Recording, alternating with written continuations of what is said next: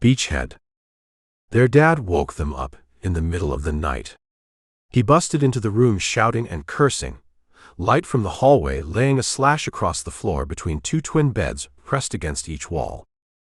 His boots clomped on the hardwood as he pounded in and kicked the footboards. "Jake," his gravelly voice was laced with fear. "Mark, get up." Jake Russell was 16 years old, with a long, lanky body made for basketball and reaching stuff on the top shelf. While he didn't mind helping for the stuff kept up high, he detested basketball and dreamed of being a quarterback on the football team. Jake knew with his height he could see over the offensive line and pick out any receiver with ease.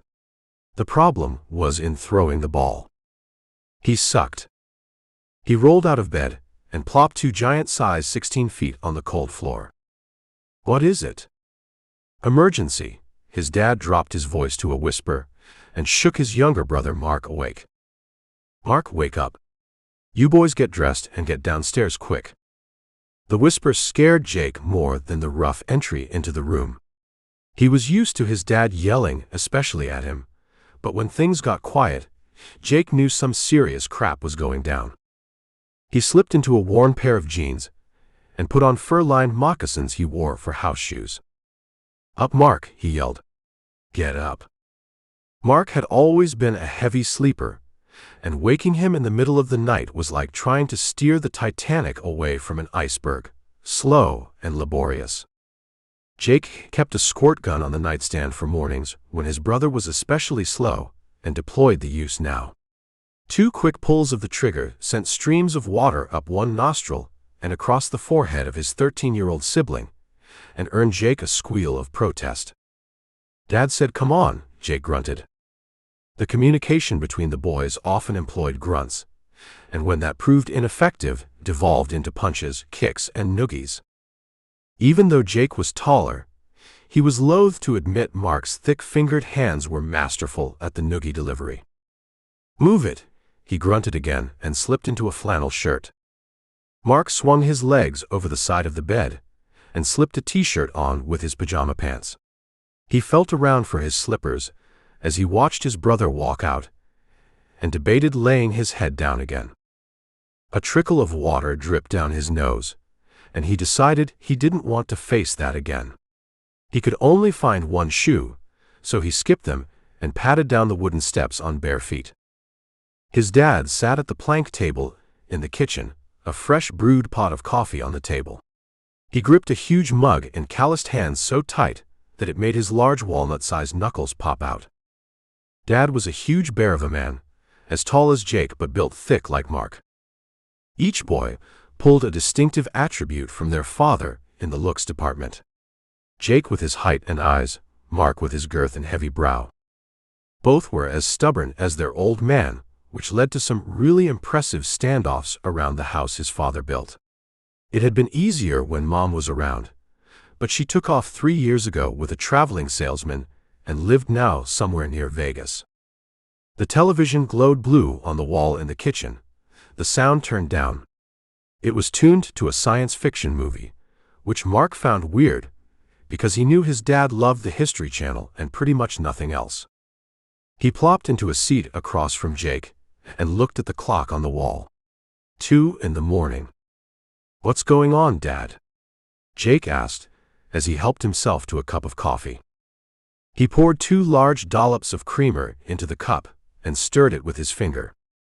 Dad nodded toward the television and unmuted it. "The East Coast is under siege, and reports are coming in that the West Coast is under attack as well. The Lick offensive has moved from Mars and reached Earth. This station will stay with you reporting to keep you informed." The television clicked over to static as an explosion rippled through the news station. Dad reached up and flipped to the next station. "Reporting live from Miami, where the first Lick ship entered the atmosphere 10 minutes ago. So far, their smaller aircraft have remained inside the battleship, but our experts tell us, wait. Something is falling from the ship." The camera moved up in a shaky zoom and locked onto the image of a black blur that dropped from the belly of the ship. It struggled to keep up and keep in focus and when it finally did, the image coalesced into what looked like a bomb. It landed with a concussive thud outside of the camera's view, and as it panned back onto the reporter, she screamed as a wave of flames rolled across her and blotted out the image. That station too grayed out to a static wall. Dad hit mute again. "It's been happening over and over," he said. "I've been turning channels and watching it." His voice trembled, and he took a sip of coffee in a shaking hand. "London," he continued. "Paris. New York. All the East Coast, they're saying. All the West Coast, too." "Are they near us, Dad?" Jake asked. "Chicago. St. Louis. New Orleans," said Dad. "At least as far as I can tell. They keep knocking out stations." "What about the internet?" Mark slid out of his seat and grabbed a tablet off the charger on the kitchen counter. He deftly glided through site after site, live feeds reporting panic and mayhem when he could find them. "What are we going to do?" Jake asked. "Are they coming here?" Dad nodded. "I want you boys to get up to the cabin," he said. "All of us, you mean?" Mark set the tablet down. "Get upstairs and get dressed. Get some winter things together, and I'm going to pack up the pantry. We're going to hole up in the cabin until we can figure out what's going on." "We know what's going on, Dad." Jake stared across his coffee cup at his father. "The Licks have won on Mars, which means they wiped out the Space Force.